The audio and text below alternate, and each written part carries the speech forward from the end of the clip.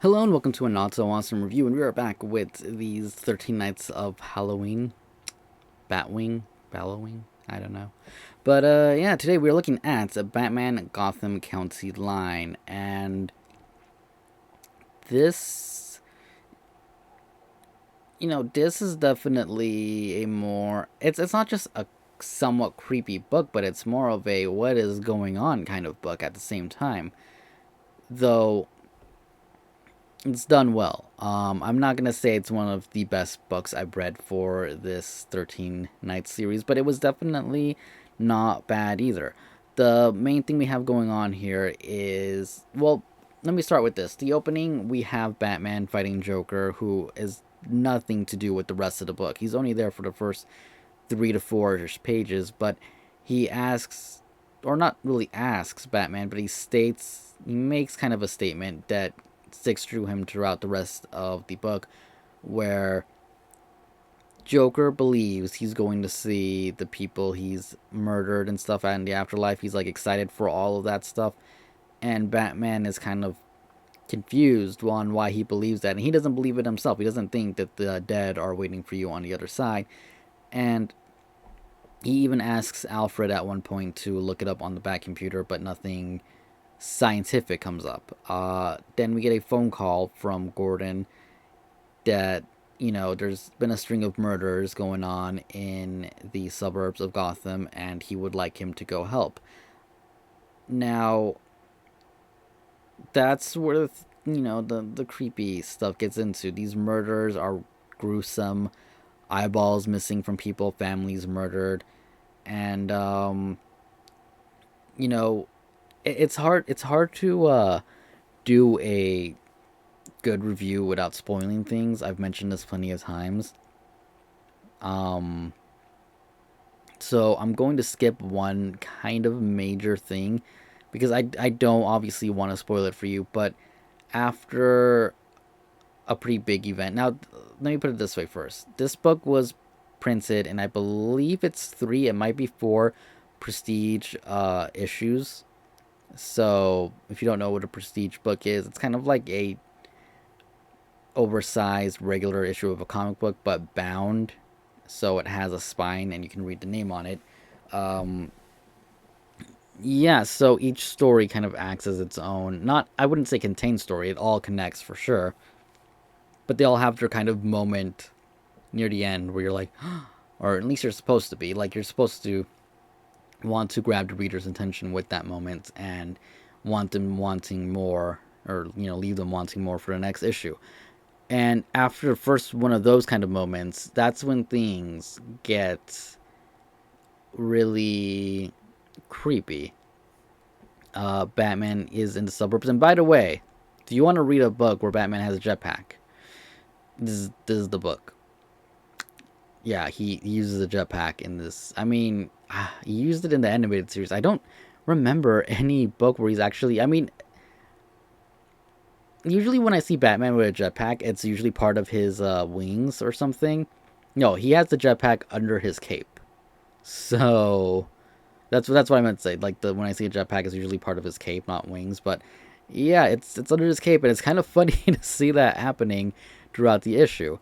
Um, but yeah, when he's in the suburbs, like, kind of stuff starts happening. It gets creepier and creepier, and we get kind of a um what's the word, Night of the Living Dead thing going on, and it's such a crazy weird thing that starts happening where yeah, it's basically like a Night of the Living Dead. I mean, I'm not saying read it because you like zombies, but it's kind of like that, but not really at the same time. When we find out what's actually happening, you know, it does make a little bit more sense. It's good. It's good. It's not bad. It's really hard to explain this story without spoiling it. I will say that right now.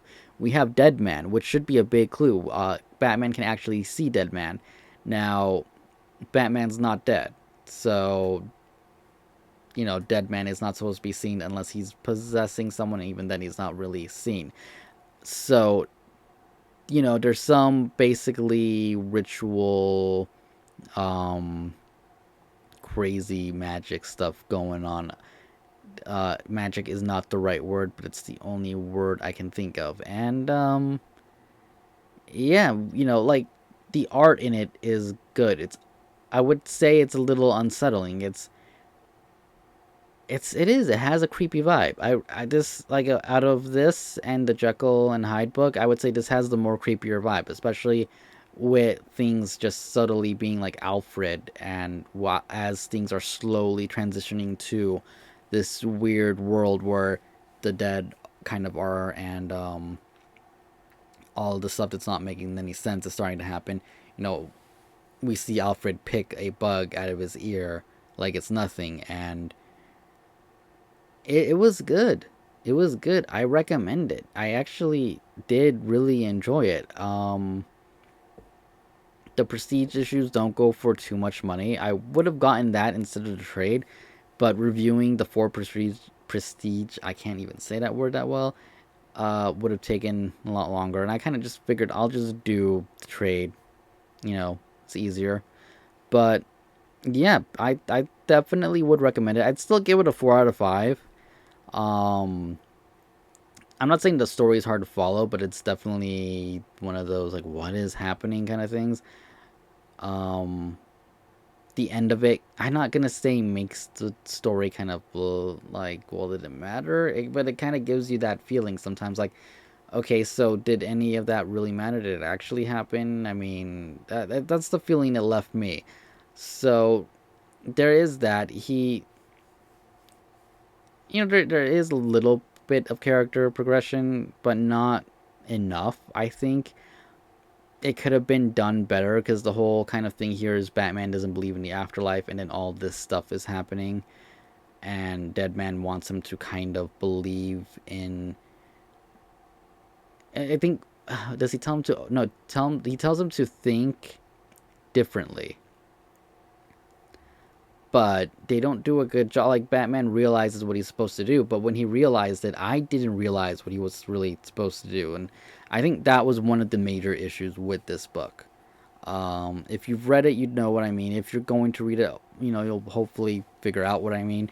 But other than that, it's definitely a creepy book. I will give it that. The art style is leaned towards that way. Everything looks creepy. I think the murders were probably the most interesting thing about this book. I mean, it got pretty interesting later with the weird stuff happening, but I think a book solely on those creepy murders would have been really well without the whole kind of uh I I'm gonna say devil worshipping kind of thing that happened, like, after the mm, not even midway through the book, that kind of led to all this weird Night of the Living Dead ish kind of thing.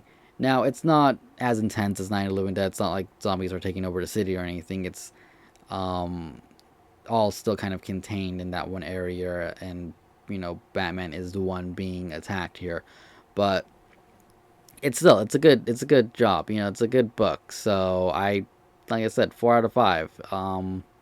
I would actually really like to see a Batman book where it's just really gruesome murders like that, with like a psychopath murder, like something new.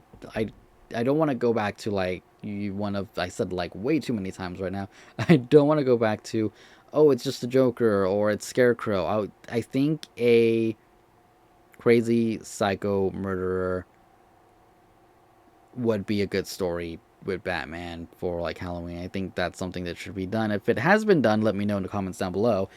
This is written by the guy who did, what was it, 31 Days of Night, I believe. Let me check to make sure. Oh, 30 Days of Night. Yeah. Steve Niels. And it's good. Like I said, his Batman's a little weird. Sorry, I'm admiring the glow of the blacklight here. Uh it's good. It's good. His Batman isn't, I don't know, I just feel like weird that Batman would be obsessed with the whole, at least a little bit obsessed, where he actually asks Alfred to check, is there an afterlife? I don't know, just not something I would imagine him asking. And the weirdest thing to me is still the jetpack. So if you want Batman with your jetpack, this is the book for you. But anyways, that is my review for this book. I hope you guys enjoyed it, and I will see you guys back tomorrow with another review. Thanks for watching. Like if you want, subscribe for more, and I will see you guys later. Goodbye.